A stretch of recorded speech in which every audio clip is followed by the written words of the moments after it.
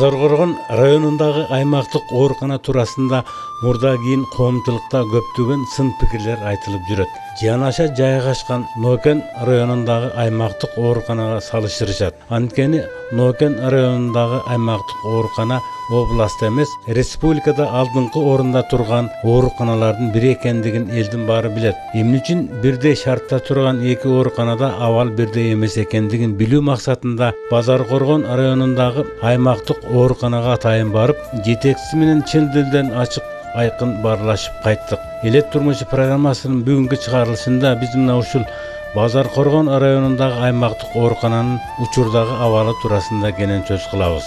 Эми кадр маселесин айтып кете турган болсок, да, азыр медакадемия, медфак дегендер өтө көбөйүп кеткен. Өзү кадр жакшы чыкпай атат, ачыгын айткандачы. Азыр келгендерди көрүп атабыз, 6-курсту бүтүп келип атат, клиниктик ординатураны бүтүп келип атышат. Бирок кадр өтө жакшы эмес да. Мурункудай врачтар жок азыр. Билим алуу начарлап кеткен. Анан бардыгы эле азыр районго келип иштейм деген врачтар аз болуп атат. Чынында тартып бериш кыйын болуп атат. Азыр шаарда жарым ставка болсо да шаарда отурайынчы деп шаарга жабышып калып атышат бардыгычы. Шаарда условия, жашоо, иштөө башкача да болот деп ойлойм. Ошого карабастан бирок кадрлар келип атат. Алып келип атабыз өзүбүз. Мына былтыр биз Бишкектен травматолог алып келип иштеттик. 8 ай иштеди. 8 ай иштеп, жакшы иштеди мына. Эл деле билет Базар Коргон районунун тургундары. Канча деген операциялар жасады бул жерде, өтө оор операциялар жасады травматологический. Турмуш шартына байланыштуу кайра кетишке туура келди. Бул жерде үй жок биринчиден. Айлык аз. Айлык бул жерде аз болду. Келинчеги келбей койду. Келинчеги келбегенден кийин эркек адам жашай албайт экен. Кетишке туура кетип калды кайра. Андан тышкары мына биз контракттын негизинде Оштон акушер-гинеколог алып келдик. Иштеп берди, оперирующий акушер-гинеколог. Азыр иштеп атат, эми ал дагы 1-январдан кетет кайрачы. Мөөнөтү бүткөн ушу мөөнөт менен келип атышат да. А жаш врачтардан келди, хирургдарды алдык. 2 хирург алдык, жаш врач. Бир детский реаниматолог алдык. Ну кадр маселе өтө оор болуп атат, чынындачы. Жетишпестиктер бар чын. Жана сын пикирлер, дооматтардагы ошол кадрлардын айлыгынын аздыгынан болуп атат го дейм. Айлыктын аздыгынан бардыгы ошого келип такалат да, өзүңүз деле көрүп атасыз. Если кана врачка 30-40 миңден, 50 миңден айлык берсе, ошо бирөөнүн чөнтөгүндөгү 500 сом, 200 сомго көзү учпайт эле да. Менин оюмча да. Бардык нерсе келип эле акчага такалат. Если акчабыз айлыгын уровень бийик кылып койсо, кайсыл врач бирөөнүн чөнтөгүнө көз салат эле. Иштейт эле эртең менен азари деп. Мен ушинтип ойлойм да. Бирок ошентсе дагы бирок бирөөнүн акча сураганда андай нерсе жакшылык алып барбайт да. Да, конечно, кээ бир роддомдо может билип аткандыр, мен деле угуп атсам керек, угуп атам. Сүйүнчүк болуп берип коюшат. Мен кирип дайым роддомдо сурайм. Канча акча бердиңиз? Силерден акча сурабы? Эч кимиси жок дейт. Албетте, жогоруда кеп башында мисал келтирип айткандай, Нокен районундагы аймактык ооруканада өмүр бою иштеп, тажрыйба топтоп, биздин маектешибиз мындан 2 жыл мурун ушул Базар Коргон районундагы аймактык ооруканага оңдоо үчүн жетекчилик кызматка жөнөтүлгөн. Жыйынтык барбы деген суроону койдук. Мен бул аймактык ооруканага келгениме ровно 2 жыл болду. 2 жылда мен келгенге чейин чынында оорукана өтө плачевный состояние экен. Бул больницанын өтө начардыгын бир эле сиз мен билген жокмун. Кыргызстан боюнча жайылып кеткен. Биздин министр Батыралиев өтө капа болуп депутатский корпуста айткан бул боюнча эң начар больница Базар Коргон. Ошондон кийин бул жердин директор иштен алынып ордуна мени коюшту. Мына 2 жыл иштедим. 2 жылдын ичинде биринчи айтып кетсем, биринчи баштап эле ушул биринчи ушул имараттарды оңдоого кириштик. Бул оңдош деген айткан оңой, бирок оңдоп келгенде билинет экен да. Бул өтө кыйын болду. Акча маселеси, биринчи очередь акча маселеси проблемасын чечтик. былтыр мына ушу мен келген убакта биздин төрөт бөлүмү өтө плачевный состояниеда экен. Ремонт бүтпөй. Августта башталган ремонт мен ноябрда келсем почти bir 30% зорго бүткөн экен. Кыш мезгилде зорго бүтүрдүк буну. Капиталдык ремонтун өткөздүк роддомду. Где-то 5,5 миллион акча кетти буга. Жаз келип, жаздан кийин мына көрүп атасыз өзүңүз зданияларды бүт өзүнүн акыбалына келтирдик. Бир оорукана деген касиетке келтиргенге аракет кылдык, жасадык. Бул дагы өтө акчаны көп төрөп кетти. Оорукананын чатырларын алмаштырдык. Суу өтүп кеткен экен, бүт чатырлардан суу өтүп, 3-чү этаждарга жамгыр жааган убакта дайым суу толуп жыйнап аткан экен. Андан кийин тышкы кебетесин кичине келиштирип, бөлүмдөрдө мына ар бир операционный блокторду ачтык. Мына хирургияныкына өзүнүн отдельный ачтык. Роддомго төрөт бөлүмүнүн өзүнүн отдельный операционный блок. Травматология бөлүмү бар. Травматология бөлүмүнүн отдельный операционный блок ачтык. Булардын бардыгын жакшынакай былтыр жасадык. Акча каражатын кайдан таптыңыз? Акча каражаты биздин булактарыбыз биринчи мамлекеттик бюджеттен алдык. Экинчи бизде фор деген проект бар. Ушул фор деген проект бизге өзүбүз иштеп тапкан акчабызды алдык. Бул жерден да жакшы эле акча келди. 4-5 миллиондай акча алып аттык. Андан тышкары атайын каржыбыз бар. Спецсчет деп коет. Спецсчеттон ушул фомус линиясынан асланган. Ушул каражат булактардан алып акча иштеттик бул жерде. Эл тараптан сын пикир эң көп айтылып жүргөн төрөт үйүнүн акыбалын көрүп чыктык. Алгач кире бериште төрөт үйүнүн жамааты түтүн булатып, казан асып, кан чыгарып жатышкан жерине туш болдук. Мураталиева Айчүрөк, төрөт бөлүмү старший акушеркасымын. Сизде иш көп экен да? Ооба. Көп адамдардын соогуна калат экенсиз. Иш кандай болуп атат? Иш жакшы. 4000 чейин төрөт беребиз. Аялдарыбыз жакшы, балдарыбыз жакшы, баары эсен аман чыгып кетип атышат. Бул койду эмнеге союп атасыңар? Койду ушу аялдарыбыз аман эсен ушул жерден көз жарып, ушу балдары менен жакшы чыгып кетсин деп тилек кылып союп атабыз. Каражатты ким төлөдү? Каражатты өзүбүз сотрудниктер топтоп атабыз. Айлыгы бар азго? Айлыбыз аз болсо дагы эми кыргызчылык кылып коелу деп ушуну кылып атабыз. Жакшы ниет кылыпсыңар да? Жакшы ниет кылдык. Эми кимдерге бересиңер муну? Бул эми ушу больницада иштегендердин баарын чакырабыз. Төрөп жаткан аялдарга таркатабыз, больнилерге таркатабыз. Меймандар эмне болот? Меймандарга да жетет, баарына жетет.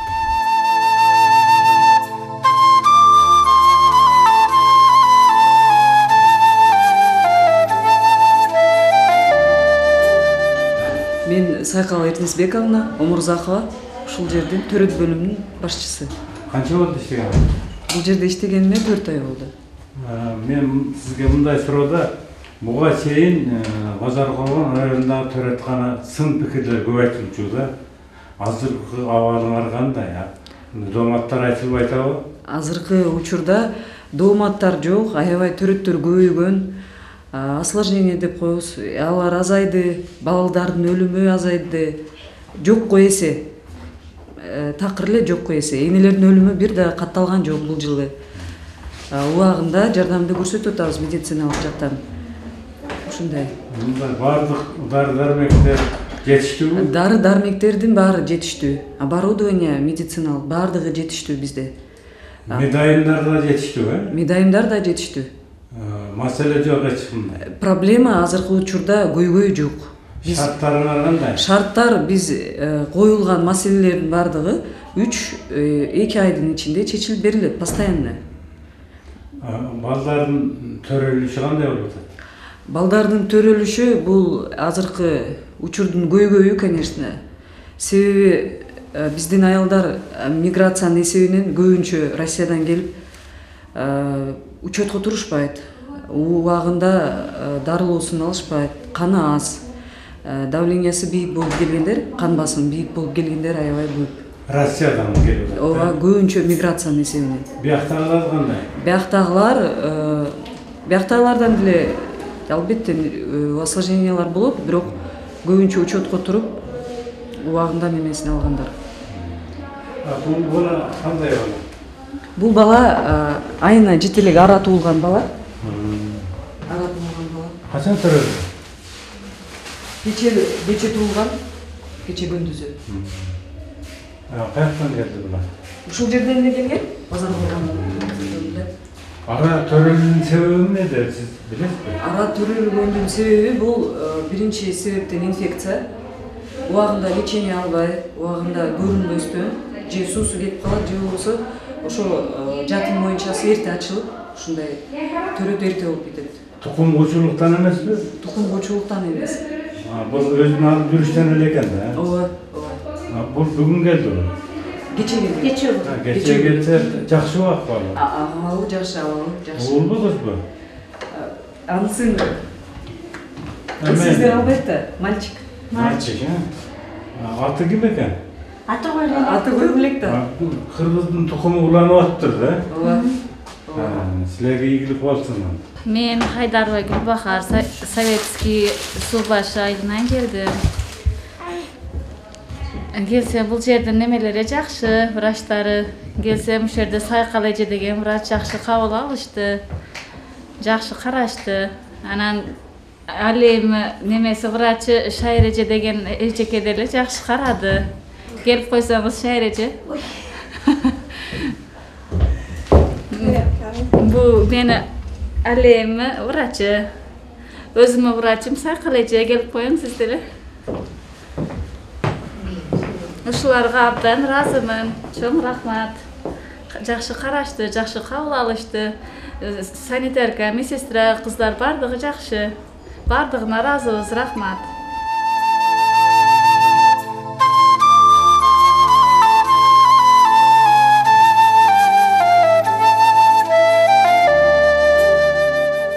Ден соолук жакшыбы? Жакшы. Каерден келдиңер? Шыдырдан келдик. Эмне ооруп калдыңарбы? Эмне болду? 200 өтүп келдик. Бул кызбы? Кыз Канчага чыкты? 1 жаш 3 айлык. Жакшыбы азыр? Жакшы. Неме шарттары кандай? Жакшы баары. Таптануу жокпу доомат? Жок. Докторлор кандай карап атат? Жакшы карап атат. Жакшыбы? Сиздин атыңыз ким? Жазгүл. Жазгүлбү? Канча күн болду жатканыңа? 5 күн болду. Жакшы эле азыр? Жылыш барбы? Бар. Жакшы болуп калдык. Ишибедиңерби? Жок. Ысык экен. Экөөң бир жерденби? Сүйлөшүп алып келдиңер. Жок эми ооруп экен да, ооруп калды. Бала ооруп атабы? Ооба. Эмне болуп ооруп калды? Ич өтүп калды. Азыр жакшыбы? Кече келгенбиз, ооба, жакшы карашат экен. Дары-дармектер бар экен? Бар экен, беришти, түзүк Кудайга шүгүр бүгүн баары. Кайсы доктор карап атат? Атын билбейсиңби? Кулмурзаевич. Кандай доктор экен?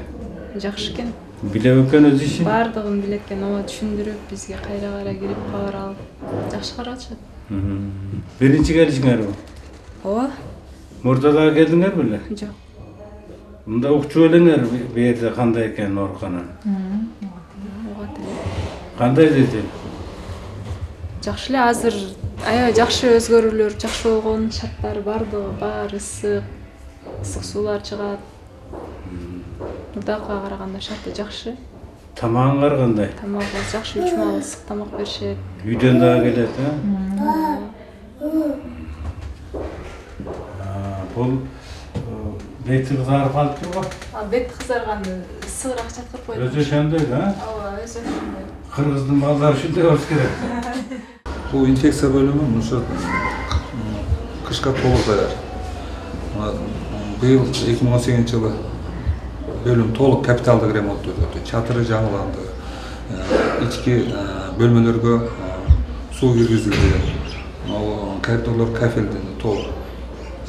Жылуулук системасы толук реконструкциядан өттү. Өзүңөр байкаганда сырттагылар бурчат каланды. Тегереги тоскондор менен тосулду. Дары-дармек маселеси боюнча баары жетиштүү биздечи. Толук камсыздалган. Бөлмөлөр жылуу, Жылуу. ар бири. Жылуу. Мындай электр тогу менен? Ооба, электр тогу менен. Анда сырткары мына өзүңөр байкаганда терезелер, бүт эшиктер жаңыланып, пластиковый эмелерге алмаштырылып, жылуу азыр.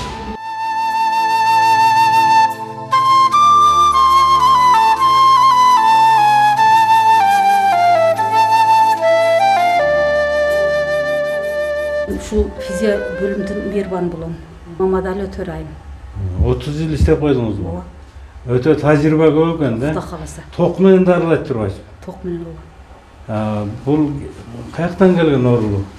Бул агай неврология бөлүмүндө жатат, бүгүн баштады. Бүгүн биринчи күнбү? Бүгүн биринчи күн ооба. Корккон жокпу токтон? Жок, корккон жок. Кана сиз өзүңүздү тааныштырып берсеңиз. Мен Атакулов Амирбек. Каерден келдиңиз? Акмандан. Эмне оору болду? Баш ооруп, ошондон суук тийген. Ток таасир этип атабы? Таасир этип атат. Теппейби экен? Жок. Таасир этти, Ооба, жакшы экен. Эми тердеп кичине болуптабыз. Бу дарыгерлер кандай экен? Жакшы экен, жакшы. Абдан оңолуп калыптыр. Күлүп мамиле кылып атабы? Ооба, жакшы. Теги тыйын сурабай атабы? Жок, андай жок. Бериш керек экен го. Жок, андай жок. Айта элекпи? Бул тарыхта биринчи жолу базар курганын ооруканасы оңолгон болуптур да. Оңолуптур. Жылыш бар экен да? Жакшы экен. Бул кандай аппарат? Бул аппаратыбыз лор аппарат деп коет. Ультразвук аппараты деп коет. Лор баллондор койсо болот, мисалы гайморит, атит. Ошондой эле бронхиттерге койсо болот. Суук тийгендер. Суук тийгендер. Эмнеси менен таасир кылат бул? Ультразвук деп коет. Бул аппараттын ичинде камтылган ошол убактысы, токтун күчү камтылган, ошо автоматически өзү өчүп калат, убакытты белгилегенден кийин. Тиги өчүп калат экен жанып турган жери. Жаңы келген аппараттардан. Муну качан алдыңар? 14-жылы келген. Жакшы аппарат турбайбы? Ооба, жаңы аппарат.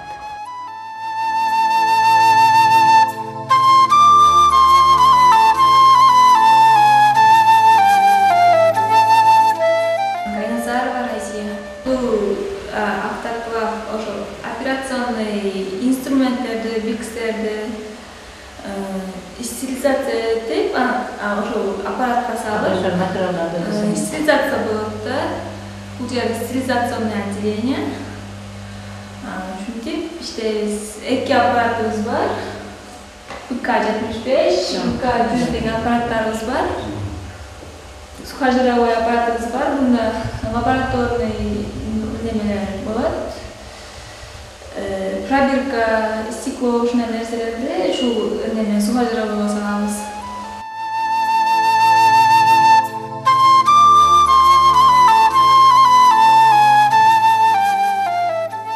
Мен ушу Бозокулан аймактык ооруканасынын директорунун дарылоо иштери боюнча орунбасар болуп иштейм. Атым Арыкбаева Далакан, Камалымда. Мына азыр биз турган жер жыйындар залы экен да. Бул жерде кандай иш чаралар? Бул жыйындар залы мурунку жылдары бизде жок болчу, быйылкы жылы жаңы ремонттолуп, жаңы жасадык. Себеби дегенде бизде баягы врачтар менен, анан дарыгерлер менен, орто мейрбандар менен, кичи кенже кызматкерлер менен баягы биз бир жумада бир жыйын өткөзүшүбүз керек. Кээде бир айда бир баягы миссия өтүбүз бар, ошону өткөзгөндө биз кыйналышыбыз. Ошо мына биздин жаңы директор келгенден кийин ушул залды баягы эскичиден жаңыдан толук ремонттон өткөзүлүп, азыркы заман бап кылып ушу залды жасатты. Жасагандан кийин азыр биз кыйла биздин дарыгерлерге, орто мед кызматкерлерге баягы жыйнаш өткөрүү оңой болуп калды. Себеби дегенде бир жумада бирби, 3 жумада 2-3 күндө бирби жыйнаш өткөзгөндө ушул жерде баардык мед кызматкерлер чогулуп, жыйнаш өткөзүп, өзүбүздүн кээ бир көйгөйлөрдү ушул жерде чечишке туура келет да. Бир ысыйбы? Ысыйт, эми уже отопленияны уже коюп атабыз. Азыр жакынкарда жаңы бүткөн күнү байланыштуу болду, уже жылытабыз бул жердечи. Муну микрофондор кандай микрофон? Микрофонду биз эмени баягы өзүбүздүн жанагы азыркы мезгилде кээ бир дарыгерлер, орто мед кызматкерлер жанагы Бишкекке же болбосо башка жака барып окууга мүмкүнчүлүгү жок. Ошол себептен биз өзүбүз буну онлайн системасына улап, ушул жерден жанагы лекцияларды ушу Бишкектен угууга мүмкүнчүлүктү биз жаратабыз деп атат директорубуз. Ошого уланып калсак, биздин мед кызматкерлер ушул жерде отуруп эле, ошо онлайн системасы менен баягы семинарларды угууга мүмкүнчүлүк болот да.